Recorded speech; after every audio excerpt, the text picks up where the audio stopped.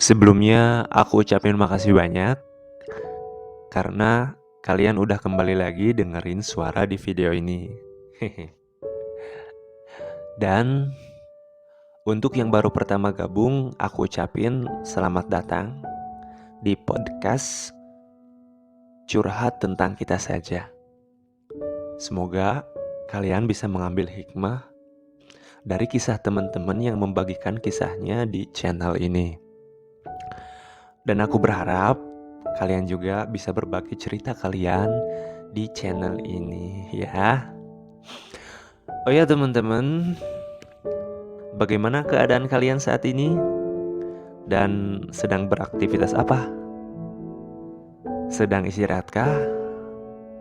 Dalam perjalanankah? Atau sekedar nongkrong-nongkrong biasa?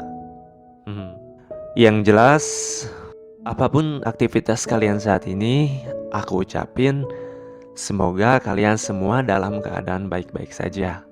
Dan semoga aktivitas kalian diberikan kelancaran. Amin. Teman-teman, kemarin aku dapat DM dari akun Instagramnya Siti Rosita. Tulisannya tuh STRSTA3. Dia ngirimin curhatan ke aku.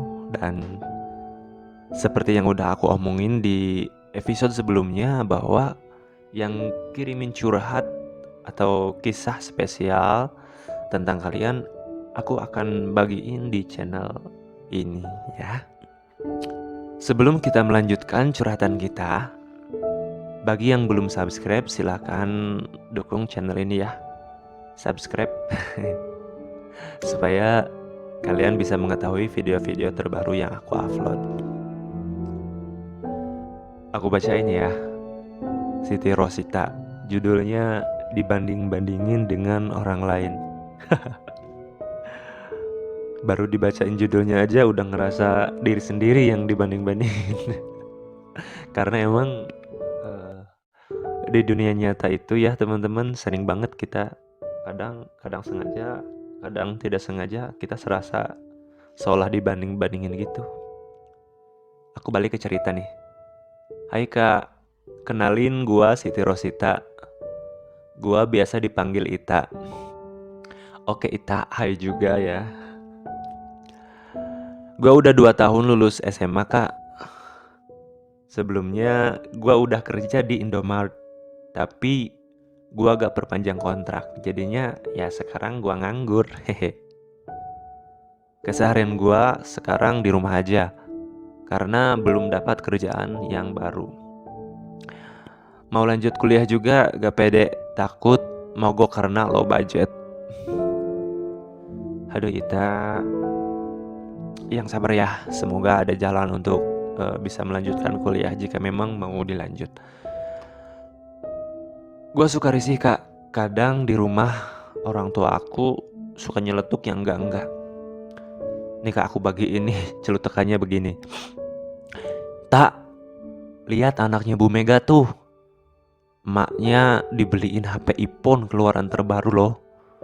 Dan sekarang dia dapat jabatan berpengaruh. Dia sukses ya sekarang tak. Padahal sekolahnya bareng kamu. Sebel banget kak. Gue jadinya merasa insecure.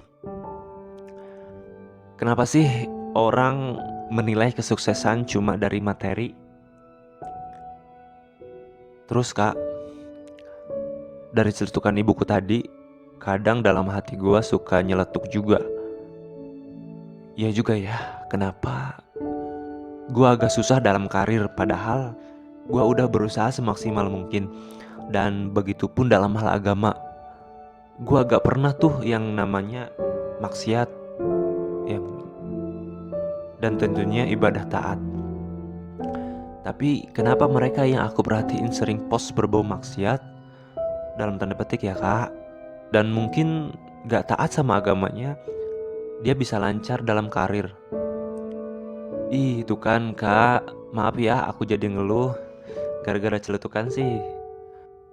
Oh ya kak, gue minta sarannya juga ya buat ngadepin orang-orang semacam itu. Makasih ya kak udah mau dengerin curhatan gue.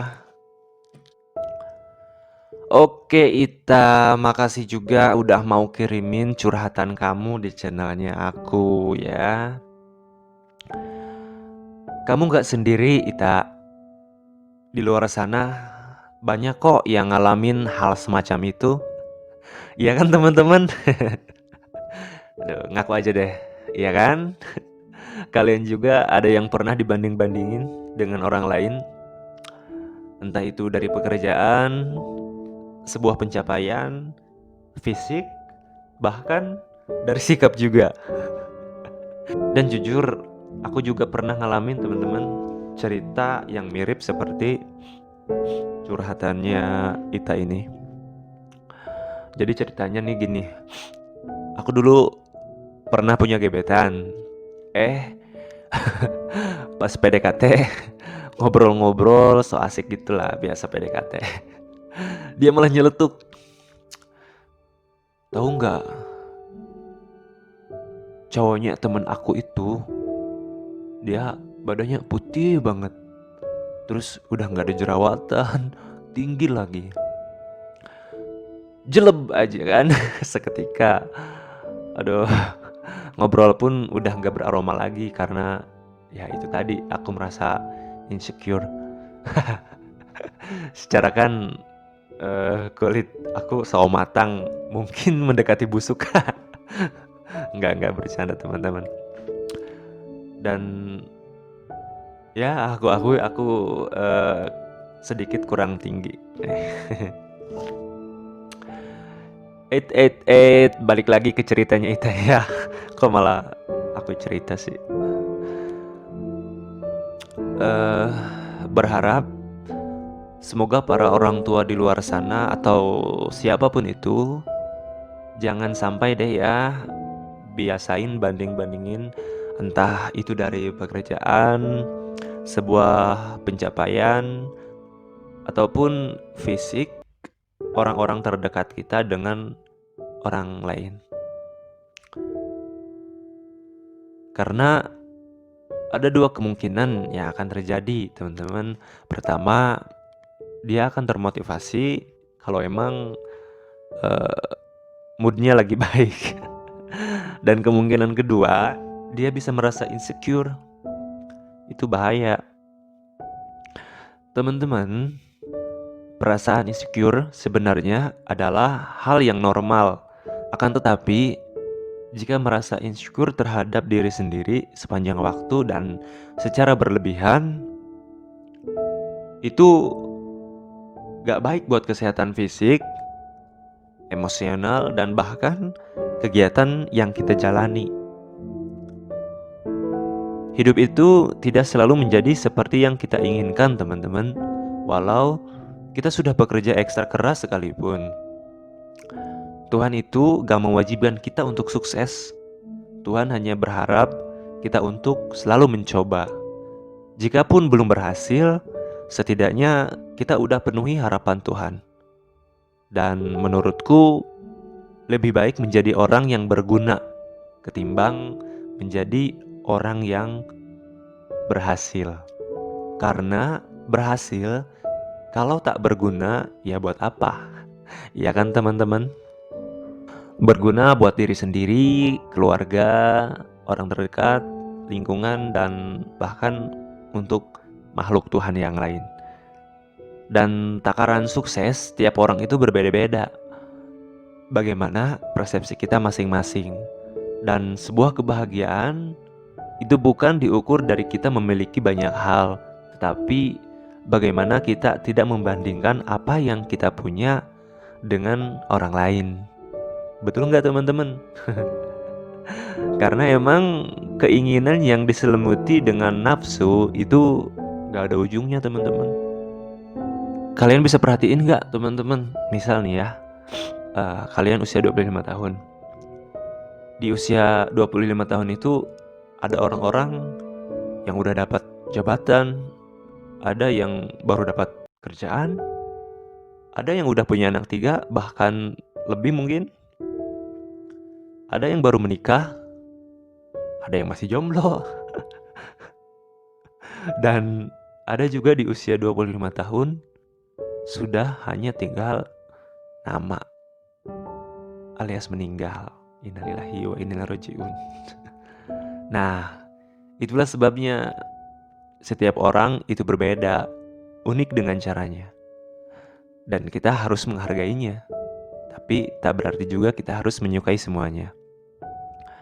Pesan dari aku untuk kita, kalian, dan untuk diri aku sendiri, jalani hidup ini dengan penuh keceriaan. Jangan pernah sekalipun membandingkan hidup kita dengan orang lain. Sebab hidup itu adalah sebuah perjalanan, bukan sebuah pertandingan.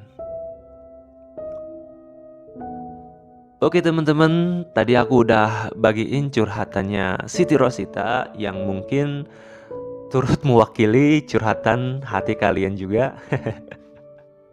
Semoga kita semua bisa mengambil pelajaran dari setiap kisah-kisah orang lain, khususnya tadi kisahnya, curhatannya Siti Rosita, yang positif tentunya, untuk menjadikan diri kita semakin lebih baik lagi. Oh ya teman-teman, jika kalian suka dengan curhatan ini, tolong bantu subscribe ya, supaya aku bisa curhat kembali pada video-video selanjutnya. Dan kalian bisa like dan juga share serta komen di kolom komentar.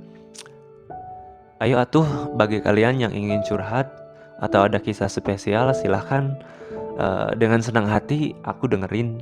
Dan tentunya nanti aku akan bacain curhatan kalian di channel Tentang Kita Saja Official. Kalian bisa kirim lewat Instagram, Facebook, dan email yang aku tulis di deskripsi video ini. Makasih banyak ya udah dengerin suara aku di video ini. Dan nantikan episode-episode podcast curhat tentang kita saja di video-video selanjutnya.